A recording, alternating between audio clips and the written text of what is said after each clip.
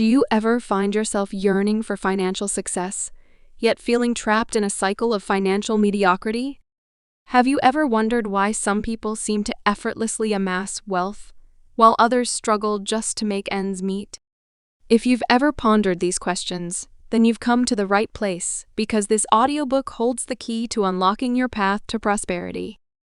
Imagine a life where money flows effortlessly into your bank account, where financial worries become a thing of the past, and where you have the freedom to live life on your own terms.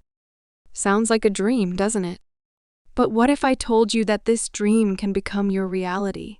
If you aspire to achieve financial independence, if you've ever felt that you're not making the most of your potential, then you must listen to this audiobook. It is not just a book. It's a roadmap to riches, a blueprint for success, and a guide to unlocking your full potential. Welcome to the world of Rich Dad, Poor Dad, a life-changing audiobook that has transformed the lives of millions around the globe. Inside this captivating audiobook, you'll discover the compelling story of Robert Kiyosaki's two dads, one rich and one poor, and the invaluable lessons he learned from each of them. These lessons are not just about money. They are about mindset, financial literacy, and the path to financial freedom. In this audiobook, you will embark on a journey through 7 transformative chapters, each packed with invaluable insights, practical advice, and actionable steps to help you take control of your financial future. Whether you're a seasoned investor, job person, small businessman, or want to become rich, Rich Dad, Poor Dad has something for everyone. So let's get started. Chapter 1. Why do we keep falling for the rat race? Like many other things in life, we choose our jobs to please others mainly, our parents. But what do we want for ourselves? Today, lots of people choose to be trapped in a race against themselves. The rat race idea is that you keep doing tons of hard and often unnecessary work just to make ends meet. You do everything it takes, and your employer, the government, and your utility bills take away nearly everything you've earned, leaving you with little or nothing to save. Sadly, many individuals are aware of this rat race and hate to be part of it, but are scared of the backlash from society, so they keep racing anyway. You do everything it takes, and your employer, the government, and your utility bills take away nearly everything you've earned, leaving you with little or nothing to save. The conventional advice we've all heard is this: go to school, study hard, get a good job, and everything will be all right. The truth is, this advice is a clear indication of how the poor and the middle class see financial security. The rich don't see things that way. This is no longer the recipe for a life free of financial struggles. Good education and high grades no longer guarantee success. You can go to college, graduate with a summa cum laude, get a white-collar job, and never have financial growth. You need to realize that no matter how hard you work, you will never be the one who benefits from your endeavors. One day you may have it all and lose it the next day. However, if you are financially literate, you can gain power over money and start building your wealth from scratch. A more significant percentage of people in our society still follow the go-to-school advice to the letters. And in truth, these people may avoid being poor. They never grow wealthy. Societal disapproval prevents us from quitting the rat race and building wealth. Did you know? Adjectives broke and poor have different connotations. The first one is a temporary state. However, the second one is an eternal quality. Chapter 2. Fear and greed prompt us to make irrational decisions. Many individuals live in perpetual fear about their financial condition. They are afraid to blunder with paying their bills, getting fired, or not having enough money, which would force them to start over. Let's be honest, many of us fear not measuring up to other people's expectations, be it family or society. Then, there is greed. Most individuals have a price. Once they get offered a high enough loan, most can't resist the thought of that safe paycheck at the end of the month, and all the things they could purchase with it. When those two factors are set up, these individuals are trapped in the pattern of getting up early, hurrying to work, stressing out daily, and working hard on something they often do not like. Then, after a long month, they finally get the paycheck and bills. Each second day, month, year of their lives are run by a never-ending cycle of fear and greed. How do these two manifest? Typically, we are afraid of losing our jobs, and greed shows when we can't wait any longer to get that paycheck, saving only enough to go on vacations from time to time, and forget about the endless, unhappy struggle. Nevertheless, even if we do get more money, our greed will try to persuade us that it's still not enough. This is the rat race. Most people are so accustomed to the rat race that they don't even think about it anymore. They never question it and yield to that cycle as something normal. Instead of defying the fear and thinking with their mind, most react emotionally to it instead. A rat race is a tricky phenomenon. On the one hand, we know what to expect, and no one needs us to make hard or any decisions. On the other, this supposed lack of responsibility doesn't make us happier. We rush to work, scared of being late and getting fired as a result. The more we give in to the rat race, the more our brain learns that this is our natural behavior to run after something unattainable endlessly. So, we get the education and pass all exams with flying colors. Then go for the job that should pay. However, this conventional path, conditioned by many others that came before us, doesn't let us experience financial growth. Financially ignorant people allow emotions to control their decision-making. For instance, the fear of losing money prevents them from investing in assets or stocks because of the risk involved. Greed encourages spending money to improve lifestyle, which may seem like a safer option to investing in assets. Fear and greed hinder people from becoming wealthy in the long run. Interestingly, many people become rich not because they want a better life, but to eliminate the fear of being poor. However, the more money they get, the worse is the fear of losing them. To get out of this rat race, you have to gain financial knowledge. You have to understand the difference between an asset and a liability, and buy assets instead of liabilities. Did you know? Robert Frost's poem, The Road Not Taken, conveys the idea of a hard choice between the two unknown options each of us makes at least once in a lifetime. Shall you choose one path? You can never go back and choose the other one instead. Chapter 3. Conventional education systems don't teach financial knowledge. Self-education is the key to financial success. You can't build wealth by depending solely on talent and a college degree. The world is full of poor people with great talents. Financial education, investing, debt, risk, accounting, compound interest, stocks, and many more is the main factor that creates the gap between the poor and the rich. Sadly, our educational system and school curriculum are not set up for financial literacy. The rate at which high schoolers max out their credit cards these days is a clear indication of how leaving investing, savings, debts, compound interest, and much more out of school curriculums affects our mindset. Lack of financial literacy is a problem for both the young and old. Money decisions are made by both sides of the divide. Society has not equipped us with financial literacy, and it is up to you to educate yourself. Whenever you start to work on your financial education is good, but the earlier, the better. Invest in yourself, as this is the most important thing. As humans, we often learn best by example, so it's crucial for you to get a mentor. Your mentor could be a person who has already achieved what you want. Then, ask them to guide you. You don't need a lot of free time to become financially literate. Instead, take advantage of your job and gather the essential skills there, which will serve you in your own business when the time comes. For instance, you could overcome timidity by working in the sales department of any product company. You will get the appropriate training with specialized people. And when you start cold calling total strangers, you will forget what being shy is. Chapter 4. If you want to build wealth, you must be willing to take risks. You need to start doing things differently to change your financial situation. And knowing how to handle risks is the biggest change you likely need to make.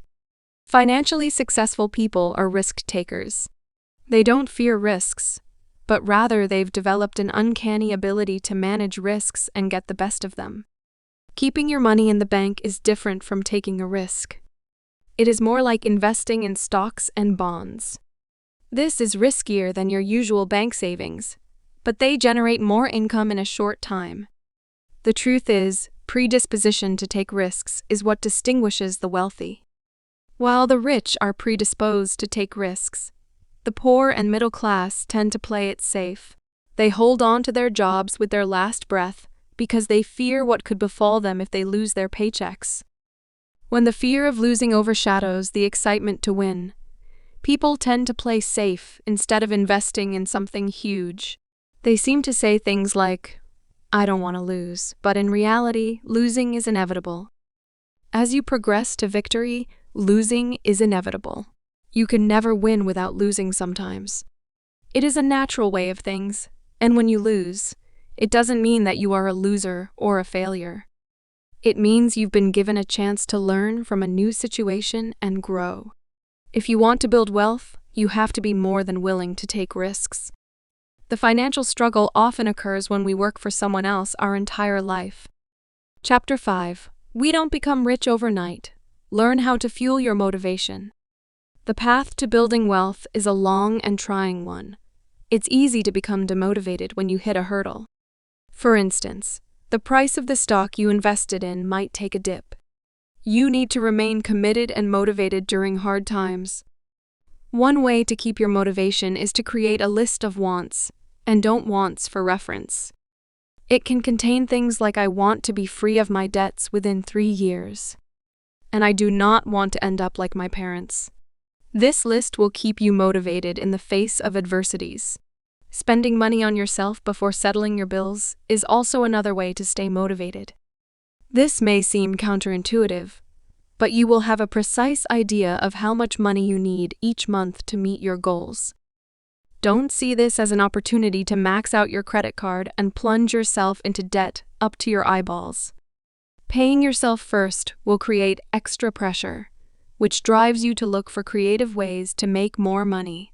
This will also help you develop financial discipline, a quality familiar to all financially successful people.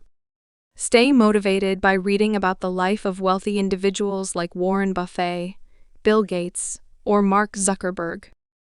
Their stories of overcoming challenges and adversities will keep you inspired. An asset is defined as something that generates more money for you, while a liability, on the other hand, costs you money. Your house is not an asset.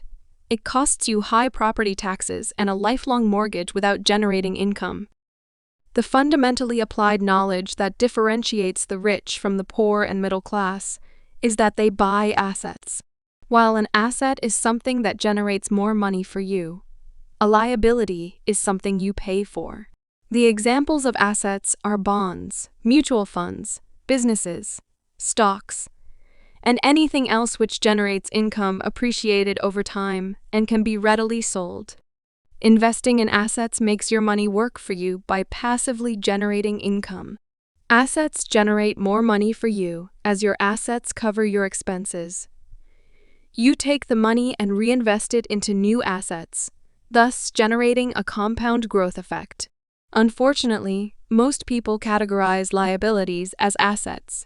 Many fancy buying a house, thinking it is an asset, while it is actually one of the most money-consuming liabilities you can get. With houses come high property taxes, a lifelong mortgage, and they don't generate income. Sound knowledge of how to create lucrative assets and invest in them is what will make you rich and take you out of the rat race in the long run. Chapter 6. Your profession is not as significant in wealth creation as your business. Business and profession are different things. Your profession is whatever you do as your day job that pays your bills, buys groceries, and generally covers your cost of living. A business, on the other hand, is where you invest money and time to grow your assets. It is close to impossible to build wealth just with your profession, as it only covers necessary expenses in most cases. To create wealth, you must build a business while you work at your job. The profession of a chef is cooking. It pays the bills but is likely not to make them rich in the long run. They invest in real estate and invest whatever extra cash they earn each month into acquiring income-producing assets. In the same vein, a tire salesman invests their leftover income into stock trading. These two instances show that professions cater to monthly bills. But by committing extra income into businesses, they are growing their businesses and increasing wealth. Your profession will fund your business initially. Do not quit your day job until your business shows sustainable growth. At this point, your asset, not your profession, becomes your primary source of income. And that is financial independence. Sound knowledge of taxes is crucial. The rich have a deep understanding of taxes, and they handle them essentially differently than the poor and middle class. Wealthy people focus all their corporate activities around their assets. This way, they can hire professional accountants and lawyers, which help them reduce taxes and protect them from lawsuits. You can learn how to cut down your taxes, too. To do that, you need to educate yourself on how the tax system works. The more you spend, the less there is left to tax. Thus, you can minimize how much is taken from you. Did you know? Investing means making money and involves active work of your creative right brain side. Chapter 7. Overcoming obstacles that can cause financial ruins despite your financial literacy.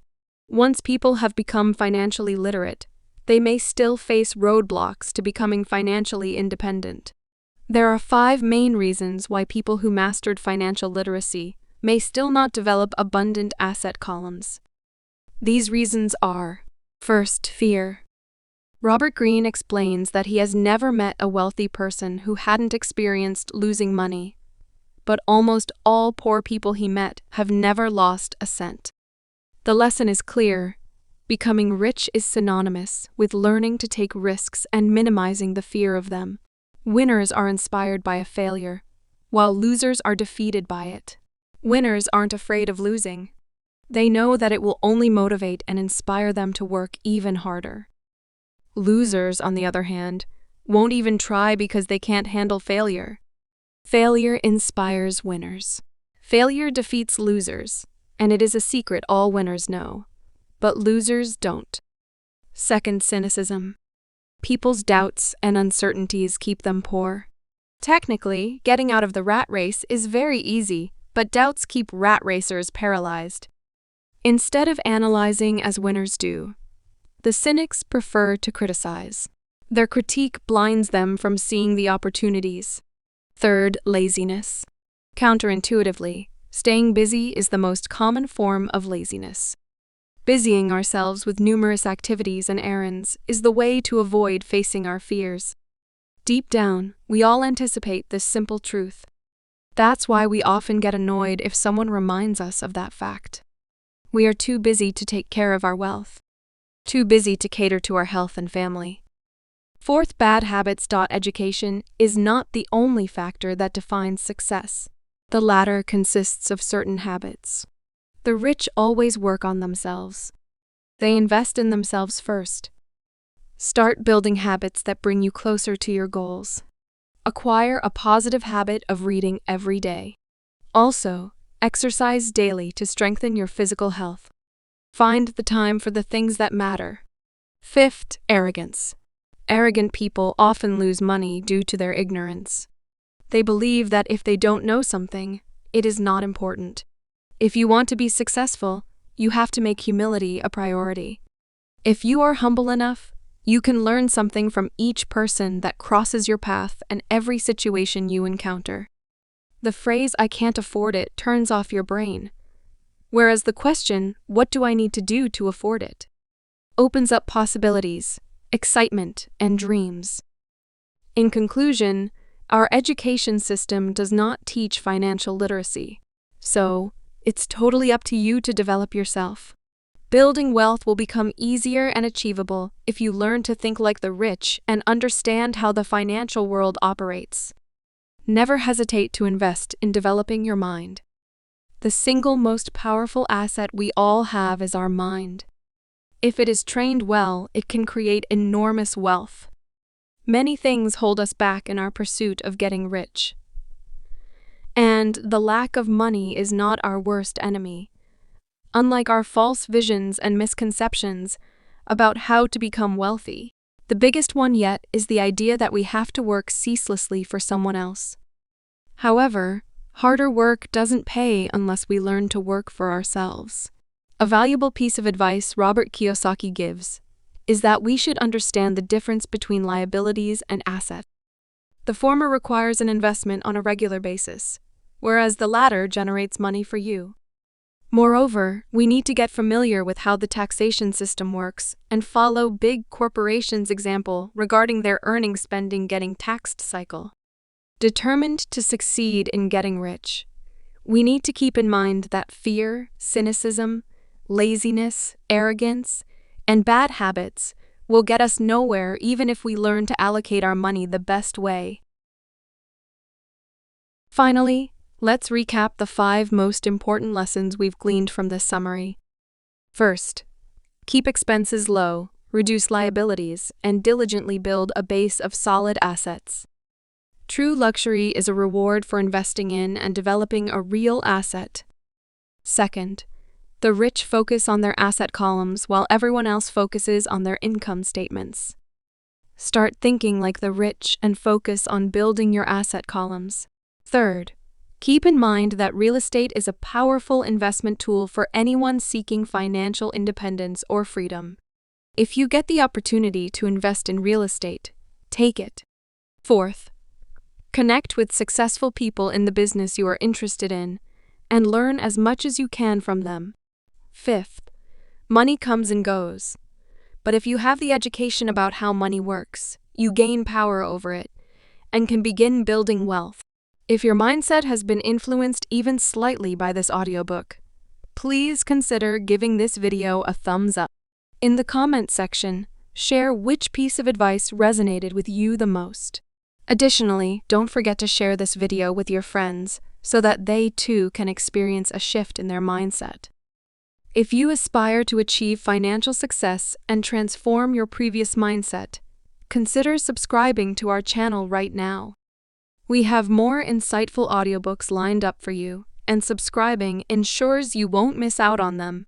If you'd like to delve deeper into the book, then you can purchase this book from the link provided in the description. Thank you for joining us, and we look forward to having you with us in the next audiobook.